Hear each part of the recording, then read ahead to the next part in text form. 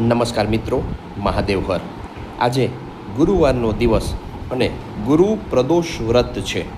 એટલે કે પ્રદોષકાળ દરમિયાન શિવની પૂજા કરવા માટેનો ગુરુવારનો દિવસ, એમાં પણ પુરુષોત્તમ માસ એટલે કે શ્રી હરિ વિષ્ણુને સમર્પિત માસ એટલે ઉત્તમ દિવસ. મિત્રો, પ્રદોષકાળનો સમય આજે સાંજે 7:15 થી 9:15 સુધીનો રહેશે.